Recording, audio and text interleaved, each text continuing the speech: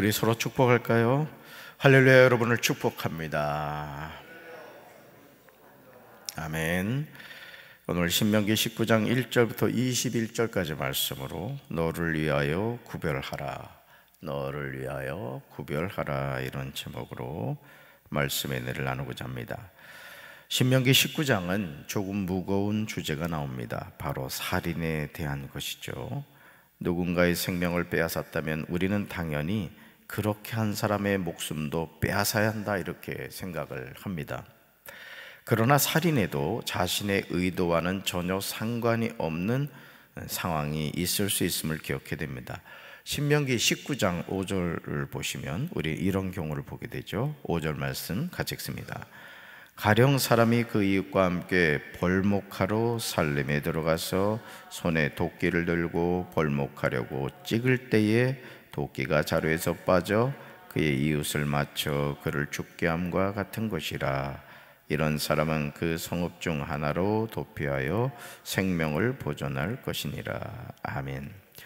어떤 사람이 이웃과 함께 나무하러 숲으로 들어갔습니다. 그런데 나무를 찍다가 도끼가 자루에서 빠져나가 친구를 쳐서 그가 죽었습니다. 그랬을 경우 죽인 그 사람이 그 구별된 세 성읍 가운데 한 곳으로 피신하면 살 수 있었다는 것이죠. 그러나 살인은 살인입니다. 여러분 6절을 보시면 살인을 한 사람이 죽은 사람에게 본래 원한이 없습니다. 그러므로 그가 누군가를 살인했다고 해서 죽여서는 안 된다는 것이죠. 이런 사람을 위해서 뭘 만들었다? 도피성을 만든 것입니다. 도피성은 평소에 이웃을 미워한 일이 없는 사람이 실수로 이웃을 죽게 하셨을 때 자기의 생명을 구할 수 있는 곳입니다. 그런데 그곳까지 거리가 너무 멀면 피살자의 친척이 복수심에 불타서 살인자를 따라가서 죽일 터이니 거리가 너무 멀어서는 안 된다고 분명하게 제시하고 있습니다. 얼마나 섬세한 하나님의 배려입니까? 살인이라고 해서 다 같은 살인이 아니라는 것이죠. 그러므로 7절에서 하나님은 분명하게 명령하십니다. 7절 같이 읽습니다. 그러므로 내가 내게 명령하기를 세 성읍을 너를 위하여 구별하라 하노라. 아멘. 사실 이 명령은 2절과 3절에서 나온 말씀이기도 합니다. 하나님은 이스라엘 자손들이 하나님이 약속하신 땅에 들어가서 머물 땅에 이미 살고 있는 이방 족속들을 멸하시고 그 땅을 주신다고 하십니다. 하나님이 주신 땅을 받고 이방인들의 성읍과 가옥에 거주할 때 하나님이 이스라엘 자손에게 기업으로 주신 땅 가운데서 성읍 셋을 따로 구별하여 놓아야 한다, 이렇게 말씀하십니다. 하나님이 그들에게 주신 땅을 세 영역으로 구분하여 길을 닦아 모든 살인자가 그곳으로 피신할 수 있게 하라는 것이죠. 이것이 하나님의 배려이고 명령입니다. 하나님이 우리에게 말씀하시는 명령은 어떤 경우에도 우리가 순종해야 합니다. 왜냐하면 하나님이 이스라엘에게 주신 땅은 그들이 수고해서 얻은 땅이 아니기 때문에 그렇습니다.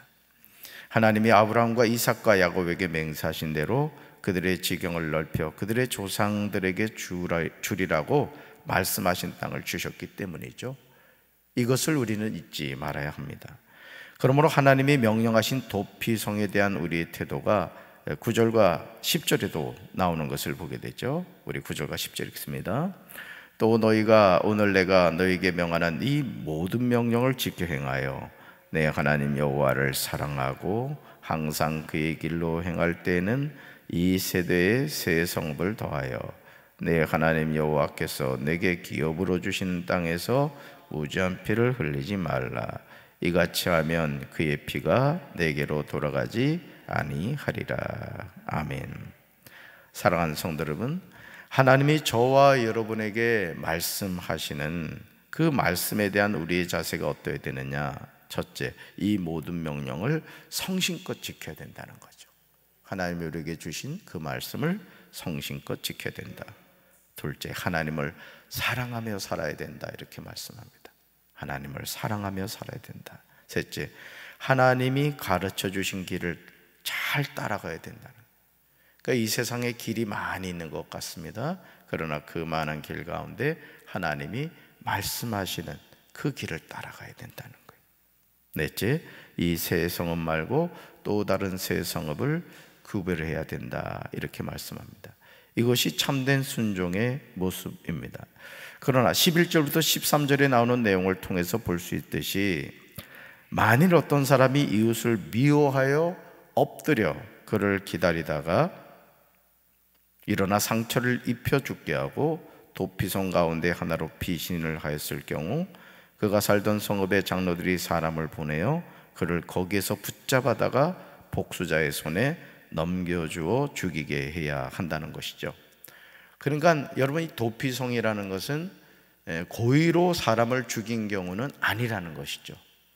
자기가 의도하지 않았는데 도끼가 빠져서 맞춰 죽었을 경우, 그러니까 어떤 의도가 없었을 경우에 그를 보호해주는 역할을 했던 겁니다. 의도해서 사람을 죽인 사람에게 동정을 베푸서는 안 된다는 거죠. 이렇게 함으로써 이스라엘 안에서 죄 없는 사람이 죽임을 당하는 일이 없어야만 복을 받을 것이라고 모세는 분명하게 전하고 있습니다. 무죄한 피를 흘린 죄에 대해서는 하나님이 반드시 갚아주신다는 거죠. 그러니까 우리가, 여러분, 원수 갚는 것은 내게 맡기라, 성경은 우리에게 그렇게 말합니다. 여러분, 왜 하나님이 우리에게 원수 갚는 것은 내가 맡아서 하겠다 이렇게 말씀하실까요? 그 이유는 하나님이 우리가 상처받기를 원치 않기 때문에 그렇습니다. 여러분, 우리가 누군가에게 원수를 갚으려면 우리 손에 뭐가 묻어야 되겠어요? 피가 묻게 되겠죠. 하나님은 그것을 기뻐하지 않는다는 거예요. 그러니까 그런 일은 누구한테 맡기라? 나한테 맡기라, 하나님이 이렇게 말씀하시죠. 신명기 19장 14절은 한 구절이지만 하나님이 주시는 땅에 거주한 사람들이 지켜야 하는 아주 중요한 명령입니다. 14절 읽습니다. 내 하나님 여호와께서 내게 주어 차지하게 하시는 땅, 곧 내 소유가 된 기업의 땅에서 조상이 정한 내 이웃의 경계표를 옮기지 말지니라. 아멘. 누가 주신 땅입니까? 하나님이 그들에게 유산으로 주어 차지한 땅입니다. 그러므로 이미 조상이 그어놓은 이웃의 경계선을 옮기지 말라고 하십니다. 우리는 이 말씀을 통해서 이스라엘 자손에게 주신 땅의 원주인은 하나님이심을 분명하게 알 수 있습니다. 그러므로 하나님이 하시는 말씀대로 순종해야 한다는 것이죠. 신명기 19장 15절부터 21절은 사람의 모든 악과 모든 죄에 대한 증인을 어떻게 세워야 하는지에 대한 말씀입니다. 먼저 15절을 보시면 중요한 내용이 나오죠. 15절 읽습니다. 사람의 모든 악에 관하여 또한 모든 죄에 관하여는 한 증인으로만 정할 것이 아니요 두 증인의 입으로나 또는 세 증인의 입으로 그 사건을 확정할 것이며. 아멘. 어떤 잘못이나 어떤 범죄라도 한 사람의 증언만으로는 판정할 수 없다는 것이죠. 두세 사람의 증언이 있어야만 그 일을 확정할 수 있다, 이렇게 말씀합니다. 이것은 하나님이 세우신 안전장치입니다. 그러나 위중의 경우가 생겼을 때 그 논쟁하는 쌍방이 같이 하나님 앞에 나아가 그 당시의 제사장과 재판장 앞에 섭니다. 그러면 재판장은 자세히 조사를 하는 것을 보게 되죠. 그 증인이 그 이웃을 해치려고 마음먹었던 대로 그 이웃에게 갚아줘야 합니다. 그래서 이스라엘 자손 가운데서 그런 악의 뿌리를 뽑아야 한다는 것이죠. 이렇게 함으로써 남은 사람들이 이 말을 듣고 두려워하여 이런 악한 일을 하는 사람이 그들 가운데서 다시는 생기지 않게 하라는 것입니다. 악은 무리째 뽑아내야 한다, 이렇게 말씀합니다. 그러면서 신명기 19장 21절에서 구약 성경에 나오는 모든 악과 모든 죄에 대한 중요한 하나님이 제시하신 원칙이 나옵니다. 이게 하나님이 구약에서 제시하는 원칙이에요.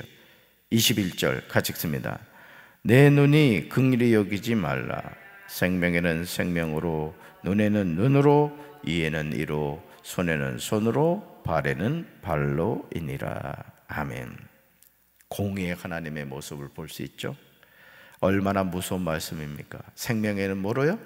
생명으로, 눈에는 눈으로, 이에는 이로, 손에는 손으로, 발에는 발로입니다. 그 어떤 긍휼도 존재할 수가 없습니다. 하지만 도피성은 이미 예수 그리스도가 우리에게 보여주신 사랑을 보여주고 있음을 보게 됩니다. 아무리 살인자라고 할지라도 그 살인자가 고의성이 없을 때는 자신의 목숨을 건질 수 있는 생명의 길을 마련해 주신 것이죠. 갈보리 십자가는 그 어떤 살인자라고 할지라도 예수 그리스도를 영접하고 죄 사함을 받는 길을 분명하게 제시하여 주셨습니다. 그러므로 이제 우리는 신명기 19장 9절에 나오는 말씀에 순종하며 살아야 됩니다. 하나님이 우리에게 명하는 이 모든 명령을 지켜 행하며 사는 것이죠. 여러분, 우리가 하나님의 말씀을 대할 때 그 말씀이 내 생각과 내 느낌과 맞지 않을 수 있습니다. 사실은 말씀이 거부감이 들 때가 있을 거예요. 그랬을 때 저와 여러분이 선택해야 되는 것은 뭐죠? 내 느낌, 내 경험, 내 생각이 우선이 아니라는 거죠. 항상 하나님의 명령이 우선이고, 지금은 이해가 되지 않고 지금은 순종하기 어렵다 할지라도 말씀에 우리가 따라갈 때 하나님이 저와 여러분의 삶을 축복해 주실 줄로 믿습니다. 하나님을 사랑하고 항상 그의 길로 행하며 살아가는 것이죠. 이것이 하나님이 우리에게 허락하신 축복임을 기억하시고, 어떤 상황과 어떤 여건 속에 있다 할지라도 또 내 생각과 충돌이 될 때 내 생각을 내려놓고 하나님의 말씀을 선택하고 하나님의 명령을 따라가는 저와 여러분 되시기를 주님의 이름으로 축원합니다. 가슴에 손을 얹겠습니다. 하나님 아버지, 사람을 죽였습니다.